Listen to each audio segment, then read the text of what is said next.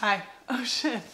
Today I am doing a very late September wrap-up. I have been on vacation. I was in Belize for a week, so I did not film this and put it up in a timely manner, but I am getting to it finally. The first book that I have is Through the Woods by Emily Carroll. This is a graphic novel that feels like a short story collection. There are 5 stories total and they all feel like a kind of creepy retelling of some kind of classic fairy tale. So you have a version of Red Riding Hood, you have a version of Beauty and the Beast, and sometimes it's just the titles that are similar, other times it's like the whole story that's vaguely similar. The consistency of quality wasn't great, but I did ultimately enjoy this. I think I gave it like 3.5 stars, something like that, because the stories that I did love were just like, it wasn't too scary for me because I am a chicken, but I did really like this. I think it's an awesome October Halloween read. Next, I have Bad Blood by John Carey Rao. This is nonfiction and it is so good. It's ridiculously good. Carey Rao is the Wall Street Journal investigative reporter who first broke the story on the Theranos scandal. So for those of you who don't know, Theranos was like the ultimate tech company unicorn. It was founded and run by this woman named Elizabeth Holmes, who was super young, Stanford dropout, and she claimed to have developed this blood testing technology in which you only needed a teeny tiny amount of blood to do all of these different blood tests, and that it was going to revolutionize healthcare and at-home healthcare and preventative healthcare and like all this stuff. And then it turns out that the technology was not what it was purported to be. If you think that you don't like nonfiction, I think this is an amazing place to start. It's not all that long. I think it's about 300 pages or like just under 300 pages. So it's shorter than some of the very meaty historical nonfiction books that I'll talk about. It reads like a thriller because there is a lot of just ridiculous, wild stuff going on, and I loved it. The last 80 pages details when Carey Rao himself became involved in the story. It's just some amazing nonfiction. Cannot recommend it enough. Next, I read Furies of Caldron by Jim Butcher. This is actually a reread. I have been wanting to finish this series for a really long time. I think there was like 5 or 6 books total in the Codex Alira series, but I only read the first one and then I completely forgot what happened. So I was like, I'm gonna reread it and then hopefully get to the second book in the series soon.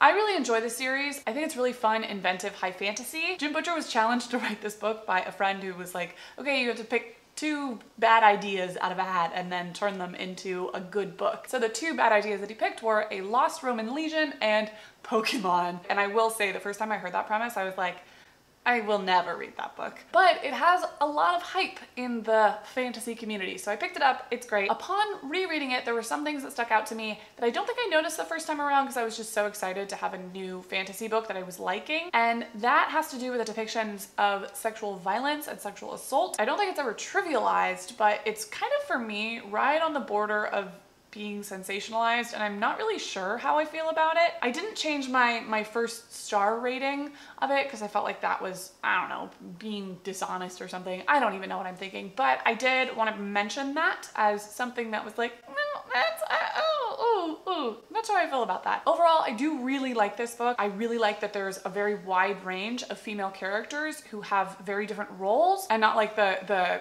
lady fighter type, which is clearly just like a dude character that they were like, oh, but I should probably put some women in this story, and that's a strong lady, right? Like, that's a strong female character, that's what they want, right? But it's really just a collection of like stereotypically masculine traits. So he avoids that, which is really great. So those are some thoughts I have. Next, I had another reread, and that was Harry Potter and the Goblet of Fire. This is really interesting to me because it's such a tonal shift in the Harry Potter series. It's the first one that's super long. It's the first time that we have explicit death on the page. It is the first book in the series that does not have an explicitly positive, happy resolution at the end. At this point, if you're getting spoiled for Harry Potter, what are you doing on the internet? I mentioned in a previous video somewhere, I think, that I want to do some kind of video around foreshadowing because I think it is something that J.K. Rowling does so well, and there's a lot of very clear examples in this, so I want to talk about that. So at some point, I think I'm gonna do a bit of a deeper dive on that particular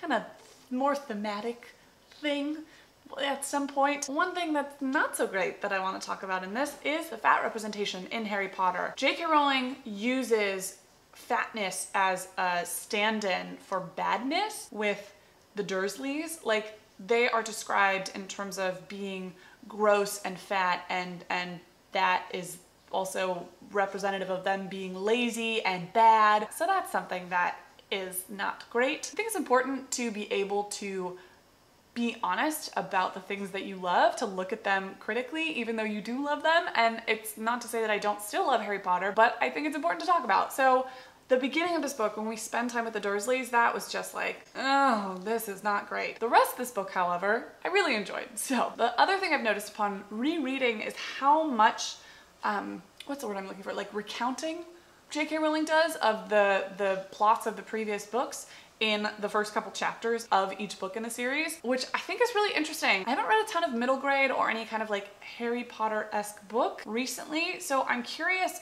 if that is something unique to Harry Potter because it was such a game changer, or if that's something that's still done today in a lot of middle grade series. So that's something I'm thinking about. My camera just died, so I had to work some movie magic and fix the lighting, so hopefully it doesn't look too weird now. Next, I read another nonfiction book on audio, and that was American Wolf by Nate Blakesley. This is about the rise of 06, who is a very beloved alpha female of one of the wolf packs in Yellowstone. So this book looks at her origins, her like ancestors in Yellowstone, her own pack, as well as the Wolf Reintroduction Project, just in more general terms, and it's so good.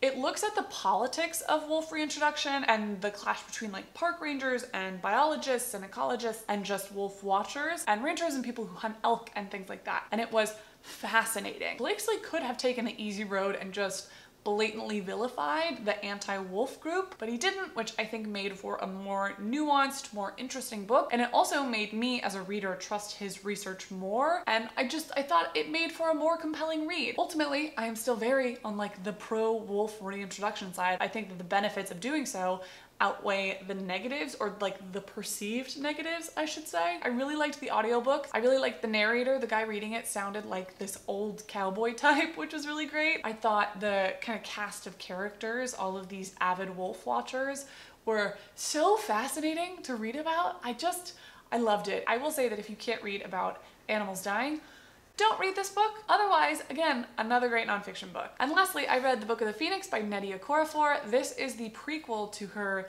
more famous book, Who Fears Death, which is being adapted to, I assume, an HBO show. I don't actually know if it's HBO. I know it's George R.R. Martin's production company who's doing it. It's like an origin story to some of the mythology that appears in Who Fears Death. At least I think that's what it is. It's set in this kind of dystopian world. We follow the titular Phoenix, that's her name, and she is kept in this research facility where she's basically like tested on until one day someone she cares about dies and she like makes a break for it. And it is fascinating. I enjoyed this so much. The world was so cool. Okorafor's writing is beautiful. I cannot wait to read Who Fears Death. So that's it for the books that I read in September. Let me know what you guys read down below. If you like this video, give it a thumbs up, hit subscribe. To see more of my face, you can find me on Twitter at PossiblyLit and on Instagram at PossiblyLiterate, and I will see you next time.